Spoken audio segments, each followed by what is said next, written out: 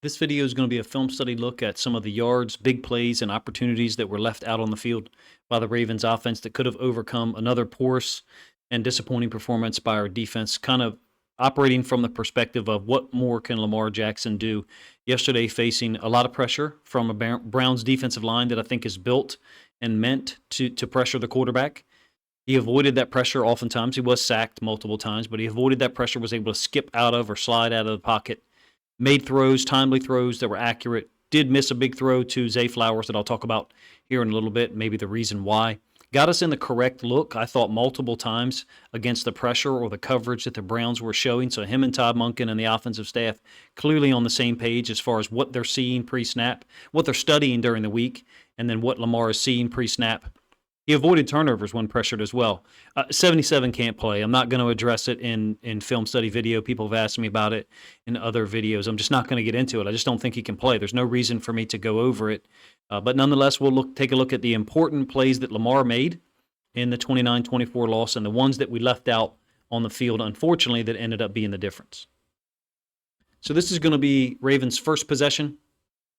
Andrews all the way across the field on a 3rd and 5. Why do I show you this one? Because he obviously doesn't convert.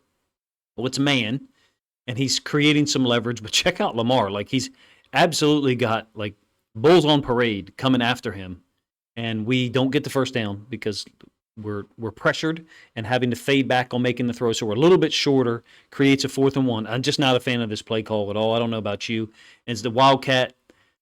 Derrick Henry, I'll give you both angles of it. Ronnie Stanley's absolutely blown up on this one. We'll go to the end zone for a moment and then come back to the all-22. So we've gone unbalanced.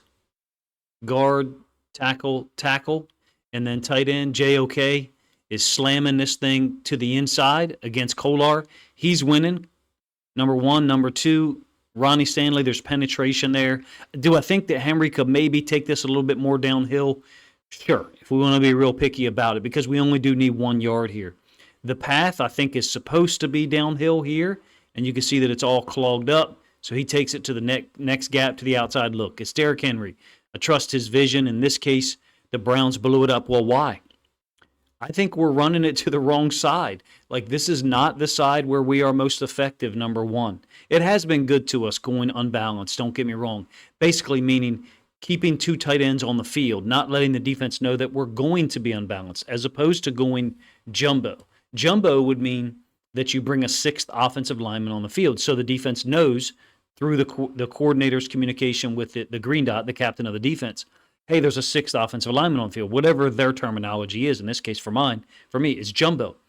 So that would allow them on defense to know that there's going to be a, quote, unbalanced side, a side where there are 3 offensive linemen. In this case, because we put 2 tight ends on the field, we've obscured that from them, and that's why they're panicking so much to try to shift over to the unbalanced side. They just blow it up. I mean, credit to them for that moment, taking advantage of it, getting a big stop. They should be excited. It's first possession. I don't think we should have gone for it, in my opinion. I'm waiting for the analytics people to tell me when it's worked out for us. When have we gone for it in those needless situations? And what I mean is, if you're down by a certain amount in the 4th quarter and you feel like you have to go for it, then fine, understandable. Or if you're up by a lot against a poor defense like the Bucs last week. This situation, first possession against a Browns defense that on film played fast, played physical, they're very big and strong, and they get after the quarterback. Let's just get points, number 1. Number 2, I'm waiting for someone to show me a situation where it worked out for us, where we went for it early against a good high-level defense like we're going to face in the playoffs. If we make it there, that's a realistic question at this point. If you look at who we just lost to and how many more AFC North Division games we have against teams with either A, good defenses, the Steelers, or B, defenses that showed up to stop or slow down the run the first time we played them in the manner of the Bengals and the Browns. So moving forward here, this is going to be Lamar's missed pass on our 2nd possession to Zay Flowers. Lamar feels like there's internal pressure here up in his face, so he backs off a little bit. Zay doesn't win on necessarily the first or the second move up top against Denzel Ward. I mean, this is clearly an opportunity that's there for Lamar to get the ball to Zay Flowers. We just have to call it what it is. It's just a missed throw. It's an unsettled situation. It's not part of the design. So there is an element to it where people would say, okay, we missed the throw, but it's not something we practice 100 times a day in terms of a route and a location on the field and the depth we're looking for. This is just a feel thing, if you have me. On 3rd and 21, me personally, I want us to put this ball in a spot where we can make the catch with 80% certainty. And so Lamar, I think, I've always called him risk averse, meaning he doesn't want to make mistakes. And I'm fine with that. And in fact, with the way our defense plays, I understand that perspective in 2024. It's never really been a consideration for us the last 2 years anyway, with Mike McDonald as a defense coordinator. It certainly is now. Having said all that, I understand why we want to be risk averse, why we don't want to give DBs a chance to make a play. At the point in time that he makes this throw, in my opinion, Zay Flowers has already, quote, won, and that's a ball that's got to be thrown in a place where Zay Flowers can get it, in my opinion. There's just really no excuse for it. We settle for a field goal on that second possession. Going to move forward into the second quarter, and this one is interesting. Number one, it's a 3rd and 9. It's our third possession, I believe. And it's going to be incomplete over the middle to Aguilar. I think Aguilar believes that, first of all, Lamar has to come back to it, come back to this third route here, up to the top side of the screen. Aguilar bringing on an in cut. And it's interesting to me, Bateman kind of sits his down, and Aguilar's bringing his route right into him. I suspect that Aguilar's route is supposed to be a little bit more vertical, or Bateman's not supposed to sit down. You wouldn't want those guys necessarily in the same place. This is one of the ones the announcers were talking about as, could have been intercepted clearly. A little surprising to me where the ball was thrown from a location standpoint, and then also who we're throwing against, because I believe that's Denzel Ward. I believe that's Ward against Aguilar, and you can see Lamar's already loaded up to throw the football. You'll get the end zone angle here in a moment, so you can see how off this one was from a location standpoint. A little bit unsettled, I think. Lamar's come back to the third read. I believe the design of the play is such that we think the ball would have been thrown already. Credit to the Browns for putting us in some of these 3rd and long situations. We did not do a good job at the offensive line position in pass rush, pass pro, in my opinion. That ball came out of Lamar's hands a little bit weird there, and it's clearly behind Aguilar, essentially allowing the DB to recover. Later on in the first half, a really poor drop. This is third quarter. The Browns have already scored to make it 13-10, and a clean win by Aguilar from the slot position. Lamar puts it right on his hands on a 3rd and 5. This is a big play because we end up punting here after this play.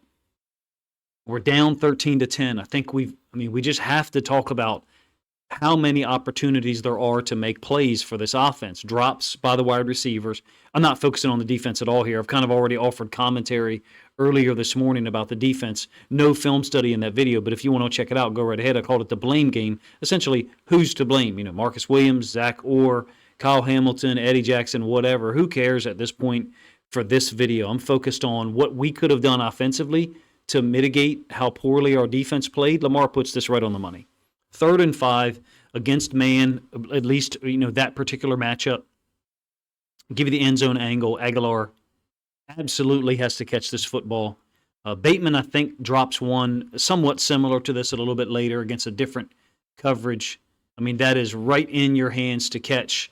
No excuse to not catch the football. The sun's at our back. You can see the shadow made by Aguilar and the defender who's all over him. Really nothing to say there.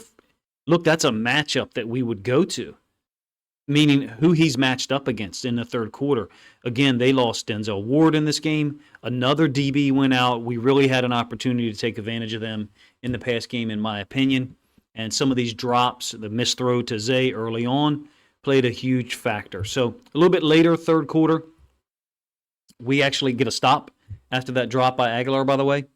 This is later, third quarter. We are going to go down and take a 17-13 lead. So this is a 1st and 10, Zay in motion, and opportunity for us as Ravens fans to recognize multiple teams blow coverage. As you can see, both of these guys have gone with the tight end, Andrews. Zay is wide open up the left side. Maybe we'd like to see Lamar throw this ball a little bit further up the sideline. Zay catches it, tries to make a couple guys miss. I think he gets 25 or 26 yards. So it happens fast from a motion standpoint. I'd like to see the ball snapped slightly quicker. Like we always would say, we want it to be snapped if we're running a wheel. We want it to be snapped before you get outside of the outside receiver. So essentially, it's really close. I'd like to see it snapped just slightly earlier such that we have an opportunity to get it to him out in front and let Zay run and try to make that guy miss up the left sideline. I'm not saying it could have been an easy touchdown. To me, the ball could definitely be thrown more in line. I guess he actually is really close to the ball being snapped. And when I say being snapped, means almost ready to throw the football from a Lamar standpoint, and we should be even with that outside receiver. We actually ran an offense that looked exactly like this one for about 6 years. So when I'm talking about the timing of the snap, that's what I'm referring to. Nice play, nice design, blown coverage by the Browns. Again, they had trouble matching up. They had trouble getting in the right look when Denzel Ward and some of these other guys went down. I'm trying to get to the next play without all the setup and without heavy editing on my part to try to keep this video monetized as long as possible. If you guys want us to, content creators, to continue putting out work, please consider commenting on the videos as they post up, helping us get as much views and interaction on the videos as possible for the first 48 hours, because that's usually the time period at which the NFL tries to take whatever revenue we have generated. So still same drive. Again, this is where we're down 13-10. We're going to go make it 17-10, take the lead. Mid-late third quarter, a brilliant job by Lamar. He sees likely right now, but it's the age-old adage, do you have time to throw? Are you getting time to throw? And we were just not. We were not yesterday. And unless absent max pro situations, leaving guys into chip, which is a real thing. That's what many people do. And in fact, the Browns did a lot of that yesterday. Andrews looks like he's going to run his classic over and then likely kind of sits this down on the other hash. This is very similar to something that Ben Johnson runs a lot. It kind of looks like mesh. But you've got a running back kind of hanging out some. This is 3rd and 6. It's a big play by Lamar to be able to get away from pressure, throw it kind of being twisted or torqued by the defensive lineman's hand on his hip or his quad, and still get it out there to Likely. I thought Likely was going to score. It's a sick play. I think I give you the end zone angle of this one. My apologies, I do not. All right, this is the cheat play to Andrews. Cheat play meaning Henry out into the flats. Lamar reverse pivot, so they're going in the same direction. Andrews is one-on-one up here. Henry being covered up by a safety. And then JOK, number 6, out on Lamar. I thought it was funny how the announcers yesterday kept saying, well, JOK's out of the game. He's the guy that spies Lamar. No, he doesn't. He plays boundary side, inside linebacker coverage, typically man. That's an absolute misnomer. They were not spying Lamar. They were relying on their pass rush to get there and disrupt our pass protection, disrupt Lamar's ability to get through the reads. Sometimes these announcers comment on what they perceive is going to happen instead of what's actually happening on the field. Nothing else backside here for us. So really you've got 3 options. Henry in the flats, Andrews here, which is what Lamar takes, and Lamar puts it right on the money. And then Lamar theoretically could scramble, but JOK is there as a secondary contained player to make the hit. We'll give the end zone angle so you can see how nice of a throw it is by Lamar. You might miss it initially. Andrews here, going to run the out against man. And Lamar has a clear window you can see to Andrews. Really nice throw. Sticks it right in there in the middle of his numbers, right at his belly button. Nothing that Newsome could do. That one puts us up 17-13. Really cool moment. Look, the offense had a flow to it in the second half at times. Don't get me wrong, but I thought there was more could have been done. Yes, I think that running the football with Derrick Henry looks like an opportunity to put that Browns defense on its heels. Give them credit. They did a nice job from a run defense standpoint for large parts of the game. They did give up a 39-yard run to Henry. I think more option stuff is a possibility in our rematch with them in Baltimore later in the season as well. All right, this is a 3rd and 11 in the fourth quarter. This is late third quarter, turns into fourth quarter in terms of when the possession ends. It's Tucker's missed field goal, basically. And Lamar finds Zay Flowers. Again, it's on a 3rd and 11. Notice how many guys are in chase on Lamar. We got the motion to try to sift out the coverage. Browns are in their dime look, so they've got a dime linebacker on here who was matching the motion by Justice Hill. I do agree with some stuff that I saw people comment on and even put in our Discord that where was Justice Hill from the standpoint of us trying to get him the football in the pass game? We didn't do that at all. Looks like man to me across the board, matching up here, here, and here. And then you have a secondary contained player who is the low hole dropper in man free, which is 43, running to try to get at Lamar. Lamar's able to escape, slide out to his left, and hit Zay Flowers for 12. You also have a penalty down here on the bottom side. I think it's Emerson. There's a lot of separation. The penalty must have occurred somewhere along the route path here. I didn't see it, at least on this angle. End zone angle, same play again. It's a 3rd and 11. Notice one of the things the Browns are doing. Putting Garrett against our right guard, number one. Number two, they were running this stunt consistently. And the one that we have trouble with, surprise, surprise, is that part right there. Give you one guess why. You got a win by Garrett. I mean, look, Lamar knew. He saw Garrett against Falele. He pretty much knew what was coming. I don't know how our coaches don't. In any case, gets out of there to the left, finds Zay Flowers for 12 yards. Still same possession. This is just before Tucker's miss. This is a big play. And Bateman's been having a great season. We should celebrate how well he's playing. The reality of it is this is as big a drop, if you ask me, as the one later in the game. I know that might sound crazy to say, but this one pushes us into closer field goal range, and Tucker probably hits from 45, 44, or even 43, wherever we are. It's a 3rd and 8. Ball's at the 32. So I'm not sure where it would have necessarily been spotted. By the way, this is a version of glitch blitz, which we run. The DB is going to be clean off the edge to Lamar, and 3 guys are going to drop out of here because they have accomplished their mission, which is to occupy the defensive lineman. Were it not for that DB blitzing off the edge, obviously Lamar's got a great opportunity to hit Bateman right here. There is, if you ask me, and I think this impacts Lamar, number one, he's got this guy potentially in the window, and number two, I think it's Thornhill blitzing off the edge, able to hit Lamar just as he throws. Unfortunately, Bateman is trying to make a move before he controls the ball, drops it. We were lucky there, if you ask me, that ball didn't pop up in a manner that the Browns intercept it and take it back to the house. That would have been a nightmare for the Ravens and obviously for Bateman himself. Off the edge, and then you'll see guys dropping out of here post-snap, but they're occupying the offensive lineman first. So they're trying to get in the window of us throwing this football. We know this concept. It's the same thing the Ravens do on the glitch blitz. You can see Lamar, right after he threw it, gets hit low by Thornhill. That's still a ball that needs to be caught. He's not going to get the first down, I don't think. It's a physical defense. Credit to the Browns for winning the game of being the more physical team. I think they did. And as a Ravens fan, that certainly doesn't sound fun to hear. It's not fun for me to talk about it all. Now, in terms of that drop, it's a 3rd and 8 from the 32. So we don't gain a single yard. So the next play, Tucker's kick, which I'll show you in a minute, goes from 50. If you just follow the flight path of the ball, which is kind of difficult to do from the end zone angle here in a moment, the ball, it's good from 44. It's good from 43.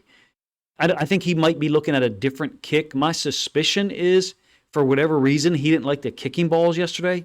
I went back and watched the film of him asking for a new ball before his kickoff after our second possession when we had scored a field goal. If you remember, his kick was a little low and left on that one, and he asked for a new kick ball before the ensuing kickoff. It seemed like he didn't like the kickballs, which is crazy because to my knowledge, the kickballs are provided by us, but I could be wrong. So this is the kick, 4th and 8. It doesn't look drastically different to me from how he's getting this thing out of there. There's a lot of torque there in the hips, and his plant leg, I mean, he might already be going counterclockwise a little bit earlier here with the hip and the upper body, but I'm not a kicking expert. I don't know that for sure. You lose the flight path a little bit. It's right up here, and it's really fading down and to the left. Doesn't miss by much, don't get me wrong, which is why I think the drop by Bateman on the Tucker's got to make this kick. He has to make that kick from 50 yards. You have to convert it, period. And if you can't, then he shouldn't be our kicker that much longer. But Bateman has to catch that football as well. It's a convergence of factors. So many different guys played a role here in ruining what could have been a great performance by Lamar. If Lamar makes the throw to Zay Flowers on the second possession, if Nelson Aguilar catches the 3rd and 5 in the third quarter, we go down and score. If Bateman catches his ball there that was a drop against the glitch blitz, the Browns version of the glitch blitz, I think Tucker converts the kick. Tucker's got to convert the kick. And then obviously we've got the drop that everyone's going to focus on. I've seen some really distasteful things said about Rashad Bateman. If you've ever tried to catch a ball in the sun in baseball or softball or whatever, it ain't easy. Number one. Number two, you get to use your hand to block the sun. Now, he's also falling, so he's got a level change that's occurring at the same time. He gets up and kind of points to the sun. You know, obviously wish he didn't do that. But at that point, really, what difference does it make? We've dropped the ball. It's a great throw by Lamar scrambling out of here. We're down 20-17 at this point. If we make this play, we've got the ball pretty much close. We have 3 more snaps to get into field goal range.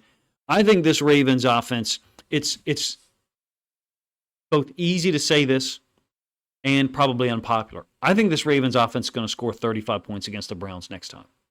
I do. To me, it almost reminds me of the Steelers game last year on the road in Week 5. Very reminiscent, in fact. We had a poor interception late in the second quarter. Lamar tried to throw a fade to OBJ. I think that was off target, but OBJ also just isn't going to win that route against Joey Porter Jr., not at this point of his career.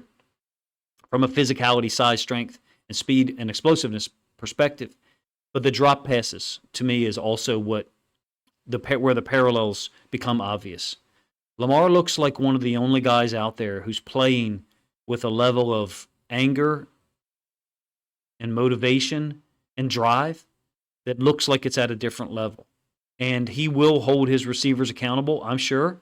And Bateman, I thought yesterday, handled it well in the post-game press conferences in the locker room. It seemed to me like he explained that he's got to catch that football, but he lost it in the sun. But he still wants to make sure that everyone knows he realizes he should catch that ball. We had so many missed opportunities against a Browns defense that I think played well, and their offense that played above their potential for who they have available on the roster right now, if you ask me. I'm not trying to minimize the loss, but I look at this as a game that maybe it needed to happen to wake up our entire staff, coaching staff overall, and our players.